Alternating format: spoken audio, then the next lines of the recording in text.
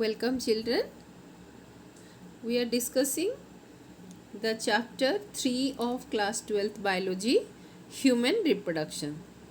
तो बच्चों अभी तक हम डिस्कस कर चुके हैं male and female reproductive system, formation of the male and female gametes, that is oogenesis and spermatogenesis. Then we have discussed menstrual cycle, and today we will discuss fertilization and implantation. तो चलिए बच्चों हमारा discussion शुरू करते हैं. At the end of this session will know what you can know. Let me tell you. You can state fertilization and implantation, describe steps fertilization and implantation, and you can write different key words related to implantation and fertilization. You can draw and label fertilization of ovum, development of embryo, and its implantation in the uterus.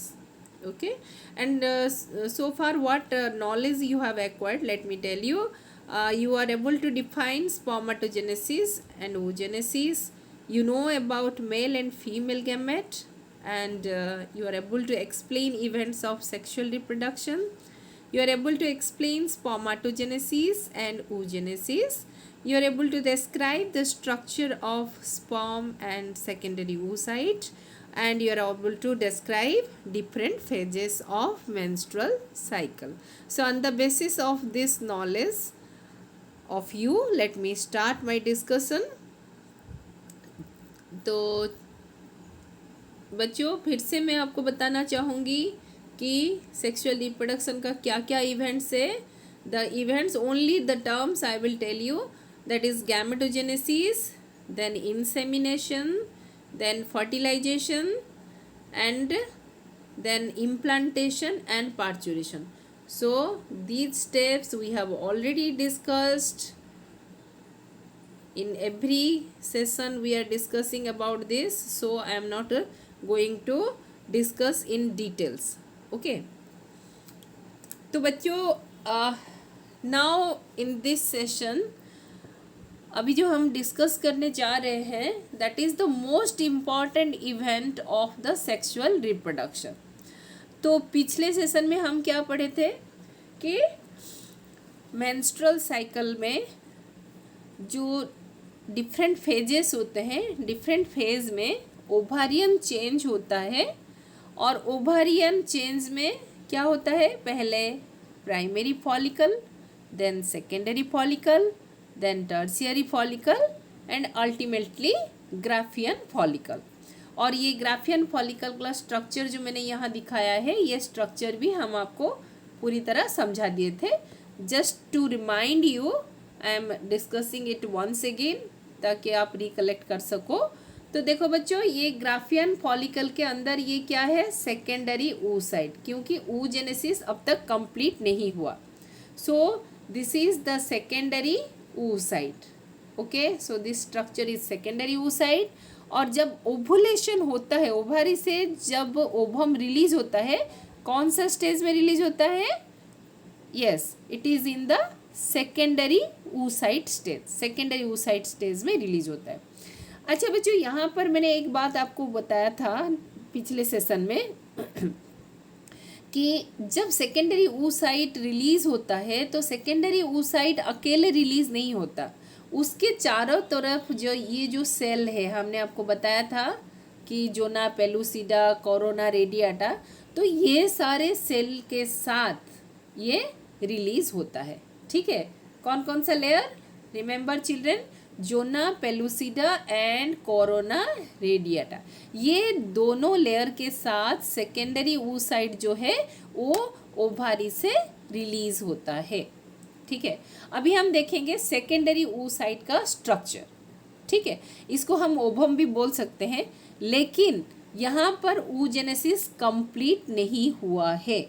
oogenesis कब complete होगा, हम आपको बता चुके हैं, जब fertilisation होगा, जब स्पर्म पेनिट्रेट करेगा ओवम को, तब oogenesis कंप्लीट होगा. और oogenesis कंप्लीट होने के बाद जो एग प्रोड्यूस होगा या ओवम प्रोड्यूस होगा, उसको हम क्या बोलेंगे, that will be known as that will be known as fertilised egg और फर्टिलाइज्ड ओवम। ओके, तो चलो बच्चों मैं आपको दिखा देती हूँ सेकेंडरी oocyte का स्ट्रक्चर क्या क्या होता है। तो जैसे मैंने बताया कि सेकेंडरी oocyte ये रिलीज हो चुका है, कहाँ से, ओवारी से ये रिलीज हो चुका है और ये सेंटर में है सेकेंडरी oocyte। देखो क्लियरली, आप देखो ये है सेकेंडरी oocyte जो आपको ब्लू कलर सेंटर में दिखाई दे रहा है। उसमें आप क्रोमोजोम देख सकते हो आराम से, ठीक है, जिसमें कि मियोटिक डिवीजन होना, कंप्लीट होना बाकी है, ठीक है। तो बच्चों यहाँ पर देखो सेकेंडरी oocyte के चारों तरफ आप देख सकते हो there are two layers of cells. देखो यहाँ ये एक लेयर है, ठीक है, that is called zona pellucida, remember, okay. And outer to zona pellucida के बाहर ये जो ग्रीन कलर के सेल्स आप देख रहे हो, बहुत सारे सेल है, दैट इज कोरोना रेडियाटा। तो इतना स्ट्रक्चर आपको याद रखना है बच्चों, ठीक है। और ये जो मैं डायग्राम दिखा रही हूँ, इस डायग्राम में आप क्या देख रहे हो, एक सेकेंडरी oocyte के चारों तरफ कितने सारे स्पर्म्स है, लेकिन इतने सारे स्पर्म्स एक सेकेंडरी oocyte को कभी फर्टिलाइज नहीं कर सकते, ठीक है। जैसे फास्ट कम फास्ट सर्व होता है, उसी तरह जो स्पर्म पहले ओवम के अंदर घुस जाएगा वो बाकी स्पर्म को अंदर जाने से रोक देगा। वो कैसे करता है आज हम डिस्कस करेंगे, ठीक है। अच्छा, तो सबसे पहले बच्चों मैं आपको बताना चाहूँगी what is fertilisation. Fertilisation is the union of an ovum यानी secondary oocyte, okay. So ovum का मतलब secondary oocyte and a spermatozoan means sperm, okay. And ये कहाँ होता है, फैलोपियन ट्यूब का कौन से पार्ट में होता है, फैलोपियन ट्यूब का एम्पुला में होता है। Very very important children. बच्चों यहाँ पर मैं रिपीटेडली आपको बता रही हूँ, जो पुराना एनसीईआरटी टेक्स्ट बुक था उस बुक में एम्पुलरी इस्थमिक रीजन दिया था, ठीक है। लेकिन अभी जो 2018 वाला एडिशन बुक है एनसीईआरटी का, उसमें करेक्ट होके ये आया है and this is the ampulla, okay. So if this question will come in the exam then you have to write ampulla. Ampulla is the site of the fallopian tube where the fertilization takes place, okay. So here picturally I am showing you, जैसे female से egg produce हुआ, okay, and male produces the sperm and you know the number of chromosomes 23 and 23, okay, and now they are fused to form the zygote. So the fusion of the male and female gamete is called fertilization, okay. So now what is the exact site of fertilization, let me show you. So this is the fallopian tube, the whole structure. As you know what is fallopian tube, हम आपको बता चुके हैं। तो fertilisation का जो site है हमने आपको बताया, एम्पुला में फर्टिलाइजेशन होता है। So this portion is the ampulla, ठीक है। तो ये ampulla is the middle part of the fallopian tube and what is this part, this part is that is infundibulum and this part is isthmus, okay, and this middle portion is ampulla. तो ये अम्पुला में fertilisation कैसे होता है और कब होता है मैं आपको बताना चाहूँगी। सो ड्यूरिंग कपुलेशन, जब मेल एंड फीमेल में कॉइटस होता है तो सीमेन रिलीज होता है फीमेल का वाजाइना में, वहाँ से सीमेन के साथ स्पर्म मूव करता है टुवर्ड्स द यूटेरस के तरफ मूव करता है और यूटेरस से होते हुए ये कहाँ जाता है, आप देख सकते हैं ये पिक्चर में आपको दिखा रही हूँ कहाँ जा रहा है, रेड लाइन। तो ये एम्पुला की तरफ वो बढ़ने लगता है sperm, because you know that the sperms are motile, they have a tail and they have spiral mitochondria which provides sufficient energy to swim in the semen, reproductive fluid में आराम से वो स्विम कर सकता है। सो अभी स्पर्म आकर ampulla तक पहुंचता है और उसी टाइम आपका अगर ओवारी से, ये रहा ओवारी, ओवारी से एग रिलीज हुआ है, ठीक है। अगर दोनों साइमल्टेनियसली एम्पुलरी रीजन में पहुंचते हैं तब भी फर्टिलाइजेशन होने का चांस है। और ऐसा भी हम नहीं बोल सकते कि स्पर्म पहुंच गया एम्पुला तक, ओवम भी पहुंच गया एम्पुला तक, तो फर्टिलाइजेशन जैसे भी होगा। So we can not say fertilisation is a matter of chance only, okay. But fertilisation कब होगा?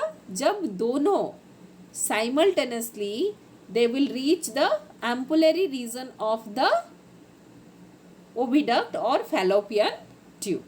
Okay, is it clear? ठीक है। So now next एक इम्पॉर्टेंट क्वेश्चन बच्चों आपके एग्जाम में आता है, ये आप प्रीवियस ईयर्स के क्वेश्चन देखोगे तो उसमें ये रिपीट होता है question. All copulations leads to fertilisation and do not lead to fertilisation and pregnancy. तो ये कभी कभी ये क्वेश्चन आता है कि जितना कॉपुलेशन होता है वो प्रेगनेंसी में लीड होता है क्या, प्रेगनेंसी होता है क्या? नहीं, ठीक है।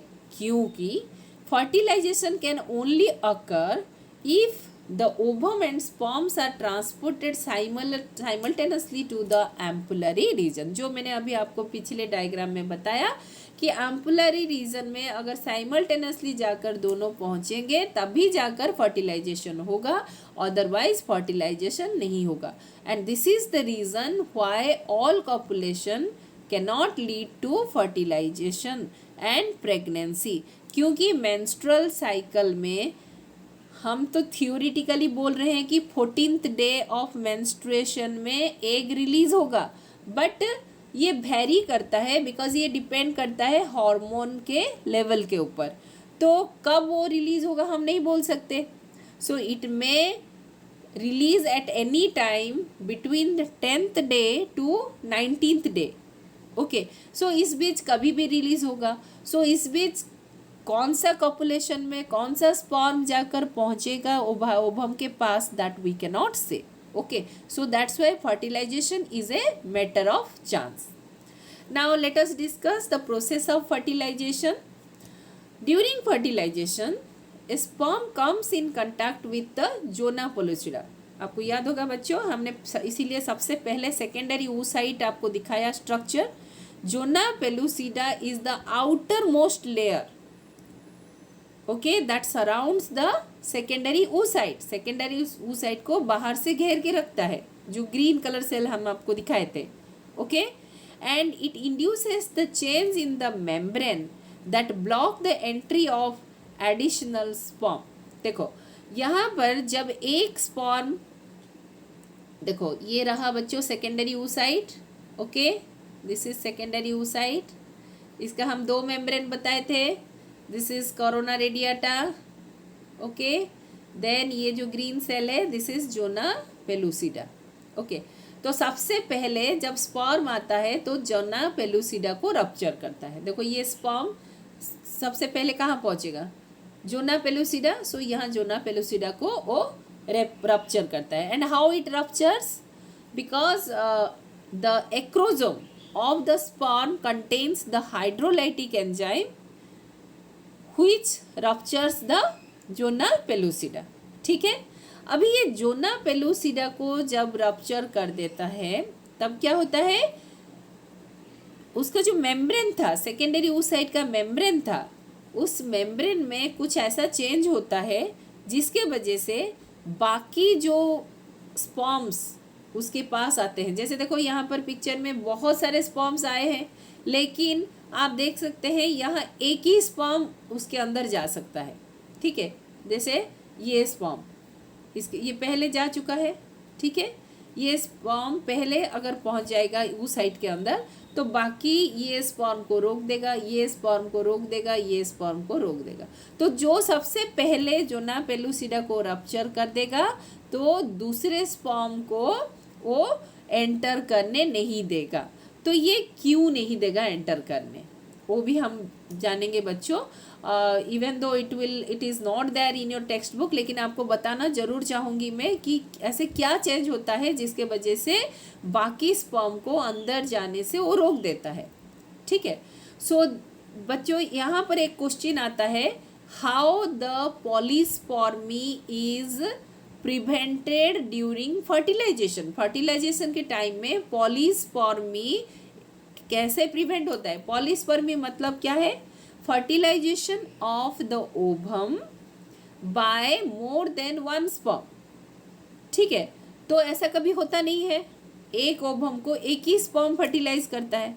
So how is it possible, polyspermy क्यों नहीं होता, बहुत सारे स्पर्म एक एक को फर्टिलाइज क्यों नहीं करते।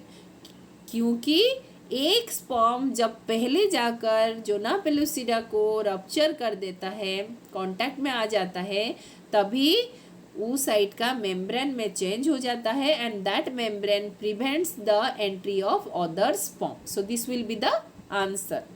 Okay, so you note down children whatever question I am telling you, these are very very important question which may come in your exam, and these are frequently asked question in your board exam. Okay, so this is how the palispermy is prevented. Okay, और हम आपको बता चुके हैं कि एक्रोजम से जो enzyme release होता है, एक्रोजम से वो रप्चर करता है जोना पेलुसिडा को। ठीक है। अभी ये डायग्राम को मैं फिर से आपको क्लियरली दिखाना चाहूँगी। ठीक है, ये देखो सेकेंडरी oocyte बच्चों, इसके चारों तरफ है कोरोना रेडियाटा, कोरोना रेडियाटा के चारों तरफ है जोना पेलुसिडा। ठीक है। तो यहाँ पर क्या हो रहा है देखो बच्चों, first event sperm binds to zona pellucida. यहाँ पर आप देखो ये स्पर्म, एक नंबर इवेंट मैंने टिक लगाया, sperm binds to zona pellucida. Next second event, contents of the acrosome are released by exocytosis. हम आपको बताए हैं कि इसका जो एक्रोजोम होता है, स्पर्म के टिप में जो एक्रोजोम होता है, वो एक्रोजोम से हाइड्रोलाइटिक एंजाइम रिलीज होता है और वो जोना पेलुसिडा को सेल को रप्चर कर देता है। Next, the hydrolytic enzyme releases helps the sperm burrow through the zona pellucida and enables binding and fusion of the sperm with the egg. तो अभी ये रप्चर करके देखो, अब ये स्पर्म अंदर जा चुका है और ये है third step. So first step sperm binds to zona pellucida, second step contents of the acrosomes are released. वो कंटेंट क्या है, हाइड्रोलाइटिक एंजाइम है, हाइड्रोलाइटिक एंजाइम सेल को रप्चर करता है और स्पर्म पेनिट्रेट करता है। नाउ स्पर्म का कौन सा हिस्सा सेल के अंदर जाता है, रिमेंबर चिल्ड्रेन, पूरा स्पर्म कभी सेकेंडरी oocyte के अंदर नहीं जाता। ठीक है, सिर्फ स्पर्म का हेड एंड नेक, जहाँ पर उसका न्यूक्लियस है और सेंट्रियोल है, only that portion enters into the cytoplasm of the egg. So the fourth step is the sperm nucleus enters the egg cytoplasm. तो यहाँ पर आप देख सकते हो ये स्टेप बाय स्टेप दिखाया है, एक स्पर्म किस तरह एंटर कर रहा है, दैट इज द एग का साइटोप्लाज्म के अंदर। So these are the 4 steps. Now after the sperm enters into the ovum, as I discussed in the previous class, that the second meiotic division which was arrested at metaphase 2, metaphase 2 में जो रुक गया था अभी वो release हो जाएगा और मेटाफेज 2 कंप्लीट हो जाएगा, अनाफेज 2 कंप्लीट हो जाएगा, टेलोफेज 2 कंप्लीट हो जाएगा और आपका क्या होगा, स्पर्म न्यूक्लियस रिलीज हो जाएगा। ठीक है, ये हम आपको बताए थे पिछले सेशन में। So now penetration of sperm into ovum induces completion of meiotic division, यानी जो मेटाफेज 2 में रुक गया था वो अभी शुरू हो गया। Second meiotic division is also unequal। बच्चों आप याद करो, oogenesis में हम आपको बताए थे कि जब मियोसिस 1 होता है और मियोसिस 2 होता है तब अनइक्वल डिवीजन होता है, एक सेल बड़ा होता है उसको हम सेकेंडरी oocyte बोलते हैं या फिर ओवम बोलते हैं, और दूसरा जो छोटा सा सेल होता है जिसमें कि बहुत ही कम साइटोप्लाज्म होते हैं, that is called polar body. And till now the function of polar body, the role of polar body is not known, but ultimately these polar bodies are disintegrated. Okay, so ये देखो second, तो अभी क्या बन रहा है आपका second polar body. First polar body बन चुका है oogenesis में, हम आपको बताए हैं। अभी जब oogenesis कंप्लीट हुआ तो आपका क्या बन रहा है second polar body and haploid ovum, जिसको हम बोलते हैं ऊटिड। जैसे स्पर्मेटोजेनेसिस में हम क्या बोल रहे थे spermatid, similarly here it is known as ootid. Okay, now the haploid nucleus of the sperm and that of the ovum fuse together to form diploid zygote। तो अभी हम देखेंगे बच्चों किस तरह बनता है। देखो सबसे पहले penetration of the corona radiata. Zona pellucida को पिछले डायग्राम में हम आपको दिखाए हैं, जोना पेलुसिडा को रप्चर कर दिया था। अभी वो जा रहा है कोरोना रेडिएटा के पास, ठीक है। अभी जोना पेलुसिडा को रप्चर करने के बाद कोरोना रेडिएटा को रप्चर किया, ठीक है। ये है corona radiata, this layer is corona radiata.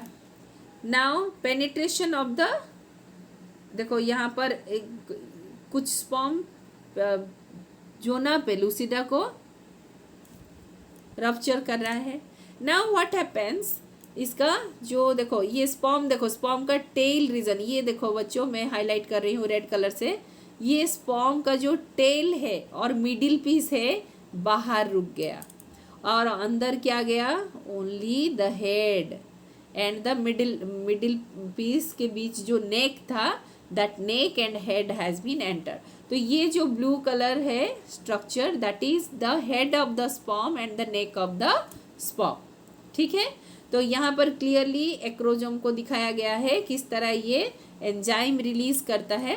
तो अभी ये जो स्पर्म रिलीज हुआ, यहाँ पर इसका डिवीजन कंप्लीट हो जाता है। एक का डिवीजन देखो, जैसे ही स्पर्म एंटर किया तो एक का डिवीजन यहाँ शुरू हो गया। ये मेटासिस देखो, दिस फेज इज मेटासिस, क्योंकि इक्वेटर में है क्रोमोजोम, ठीक है। मैं फिर से इसको प्ले कर रही हूँ। देखो यहाँ क्रोमोजोम कहाँ है, पूरा सेंटर में है ना, इक्वेटर में। So it was in the metaphase. अभी मेटाफेज से वो रिलीज हो जाएगा, डिवीजन कंप्लीट हो जाएगा। कंप्लीट होके क्या बनेगा, एक पोलर बॉडी और ओवम बन जाएगा। Okay, so now fusion of the sperm and the oocyte cell membrane takes place, ठीक है। अभी देखो penetration of the corona radiata, zona pellucida दोनों को पेनिट्रेट कर दिया। देन पहले corona radiata, then zona pellucida, then उसका पूरा मेम्ब्रेन को पेनिट्रेट कर दिया। So this is how the penetration takes place. Now how the prevention of polyspermy, मैं उसको डायग्रामेटिकली आपको बताऊंगी। Even though it is not there textbook, but those who are opting for medical entrance, जो medical aspirants है उनके लिए ये बहुत ही हेल्पफुल होगा। सो बच्चों इसको नोट डाउन करो। जब स्पर्म सबसे पहले एग के कांटेक्ट में आता है, this is the first step. देखो 1 2 3 4 ऐसे लिखा गया है, ठीक है। स्पर्म पहले एग के कांटेक्ट में आता है, उसके बाद acrosome reacts with zona pellucida. पहले जो इसका एक्रोजोम जोना पेलुसिडा के साथ, जोना पेलुसिडा बाहर है उसके साथ रिएक्ट किया। Then acrosome reacts with perivitelline space. Zona pellucida and corona radiata दोनों को रप्चर करने के बाद अभी जो सेकेंडरी oocyte और ये लेयर के बीच में एक स्पेस होता है जिसको कहा जाता है पेरीविटिलाइन स्पेस। सो ये देखो ये yellow colour, this is the perivitelline space. Perivitelline space तक ये पहुंच जाता है, ठीक है। और उसके नीचे क्या होता है, पेरीविटिलाइन स्पेस के नीचे plasma membrane. So this is plasma membrane, ठीक है। So now plasma membrane of the sperm and egg fuse. अभी इसका प्लाज्मा मेम्ब्रेन है स्पर्म का, और ये है एग का प्लाज्मा मेम्ब्रेन। ये दोनों अभी फ्यूज हो जाएंगे। देन उसके बाद आप देखो फ्यूज होने के बाद स्पर्म यहाँ पर रिलीज हो रहा है, स्पर्म का न्यूक्लियस से रिलीज हो रहा है, and the sperm nucleus enters the egg. ये एग के अंदर स्पर्म न्यूक्लियस आ गया है। Then cortical granules fuse with एक प्लाज्मा मेम्ब्रेन। देखो बच्चों, यहाँ फिर मैं आपको क्लियर कराना चाहूँगी डायग्राम। देखो ये जो प्लाज्मा मेम्ब्रेन आप देख रहे हो, देखो रेड कलर से मैं दिखा रही हूँ फिर से आपको, इसके नीचे कुछ ग्रैन्यूल्स देखो ऐसे ऐसे ऐसे स्पॉट्स है, ठीक है, ये देखो ये स्पॉट्स है, ठीक है। सो आप देख रहे हो ना ये सब, ठीक है। So these are the cortical granules. अभी ये कॉर्टिकल ग्रैन्यूल्स प्लाज्मा मेम्ब्रेन के साथ फ्यूज हो जाता है, और जैसे ही ये फ्यूज हो जाता है दैट बिकम्स थिक, और उसको कहा जाता है फर्टिलाइजेशन मेम्ब्रेन, ठीक है। So because of the formation of the fertilization membrane by the fusion of the cortical granules with the plasma membrane and vitelline space, the cell membrane becomes thick and it prevents the entry of other sperm. So this is how the polyspermy is prevented. But आपका CBSE exam के लिए बस इतना याद रखो कि when the sperm penetrates into the ovum, then there is certain changes takes place in the membrane of the ovum which prevents the entry of other sperms. So this is how the polyspermy is prevented. That's all. Okay. Next, अभी fertilisation हो चुका है। Fertilisation के बाद क्या बना?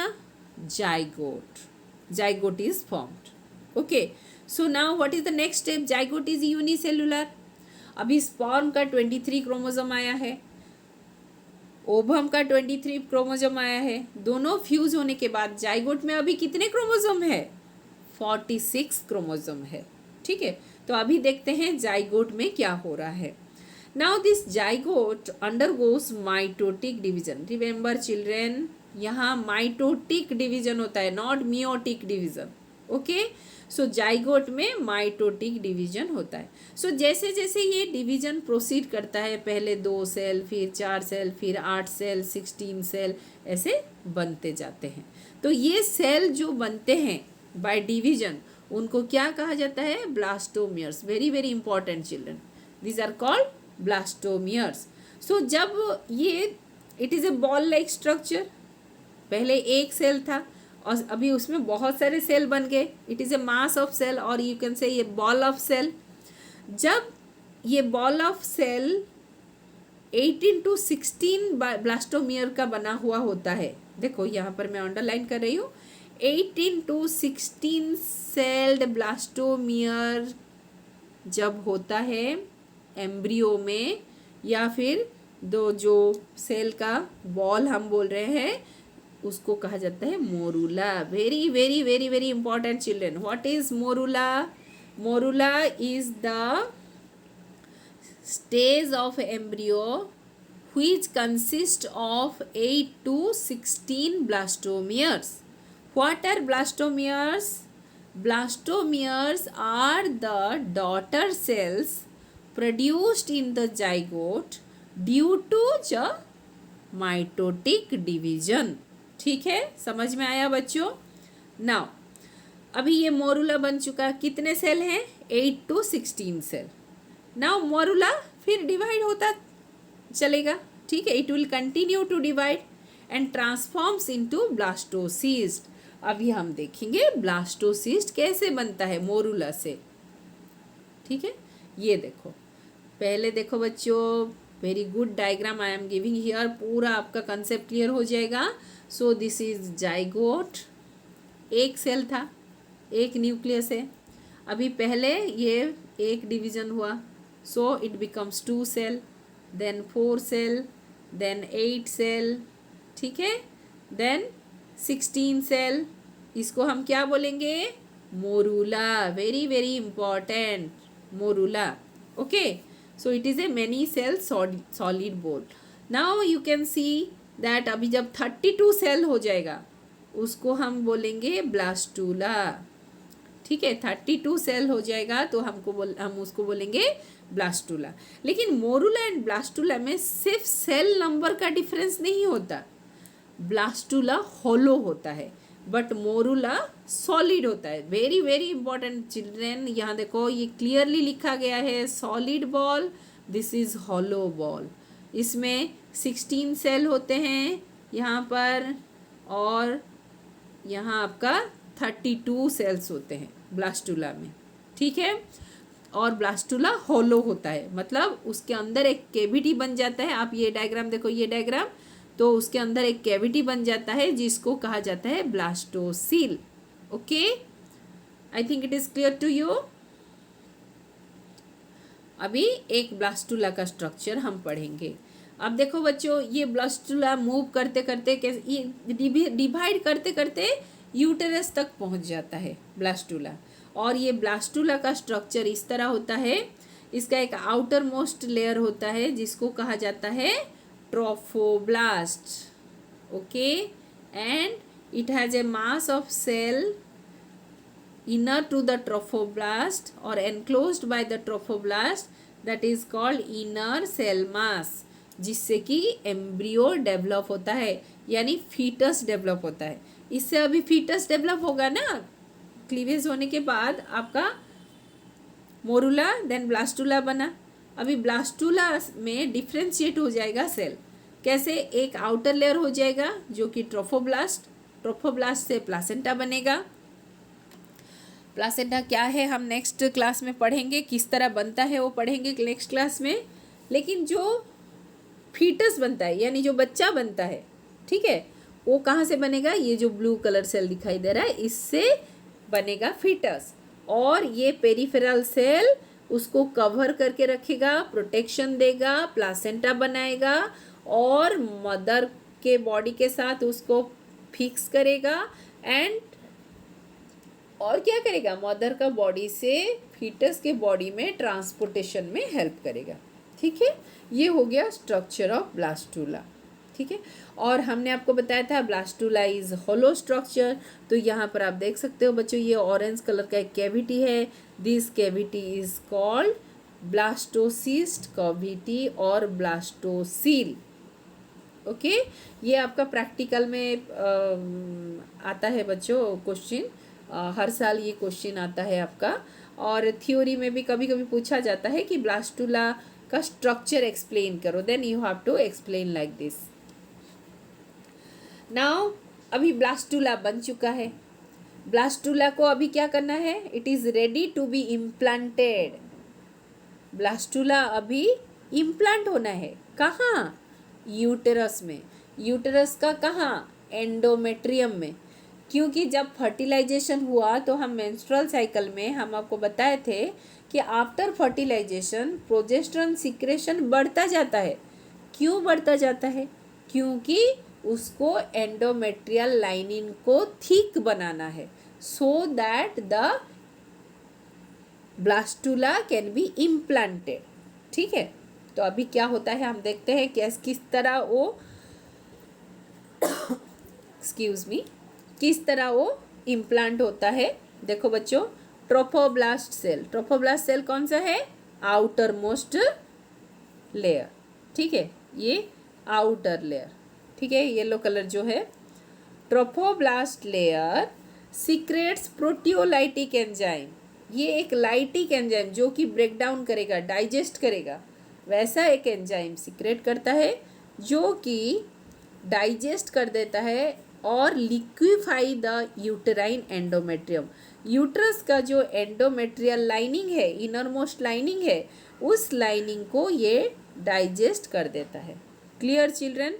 Trophoblast से proteolytic enzyme release होता है जो कि यूटेरस का एंडोमेट्रियम को डाइजेस्ट करता है। पूरा एंडोमेट्रियम को डाइजेस्ट नहीं करता, जहाँ पर ये जाकर अटैच होता है, उसको अंदर घुसना है ना, तो उसको उस पोर्शन को अगर वो डाइजेस्ट नहीं करेगा तो how it will enter into the tissue और एंडोमेट्रियम, ठीक है। तो अभी एंडोमेट्रियम का जो टिश्यू था उसको उस जगह पर डाइजेस्ट कर दिया, अभी उसको थोड़ा सा स्पेस मिल गया। Now the blastocyst attaches to the uterine wall and progressively inverts the endometrium. धीरे धीरे उसको डाइजेस्ट कर करके वो अंदर चला जाता है, ठीक है। अभी जब आपका क्या हो गया? ब्लास्टुला एंडोमेट्रियम के अंदर चला गया। जैसे ही एंडोमेट्रियम अंदर के अंदर चला जाता है तो trophoblast outer most layer secret करना शुरू करता है human chorionic gonadotropin hormone HCG। देखो बच्चों, आपके बुक में HCG का रोल क्या है नहीं दिया है, ठीक है, मैं आपको बताऊंगी नेक्स्ट सेशन में। ये सब जानना बहुत ज़रूरी है बच्चों। कुछ क्वेश्चन है जिसका आंसर बुक में नहीं दिया है, but that question comes in your exam, ठीक है। सो ह्यूमन कोरियोनिक गोनाडोट्रोपिन अभी रिलीज होना शुरू हो जाता है। तो मैं अब आपको अभी डायग्राम से बताऊंगी किस तरह इम्प्लांटेशन होता है। देखो बच्चों, ये है endometrium, this is endometrium, okay, of uterus, ठीक है। अभी ये क्या है, ब्लास्टुला। कितने सेल है, 32 सेल है, ठीक है।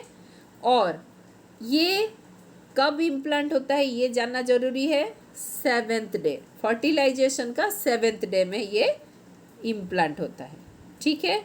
अभी देखो बच्चों, ये जो ब्लास्टुला है इसका यहाँ पर क्या है, outermost is trophoblast cell, ठीक है। ये ट्रोफोब्लास्ट सेल यहाँ पर क्या कर रहा है, देखो यहाँ पर एंडोमेट्रियम को डाइजेस्ट कर रहा है। यहाँ देखो डाइजेस्ट करके यहाँ पर किस तरह वो अंदर जा रहा है धीरे धीरे। तो ऐसे करके वो जो ब्लास्टुला है धीरे धीरे एंडोमेट्रियम के अंदर चला गया, ठीक है। तो यहाँ स्टेप्स सारे बताया गया है। Blastocyst with blastocoel cavity, trophoblast है और इनर सेल मास है, ये है इनर सेल मास।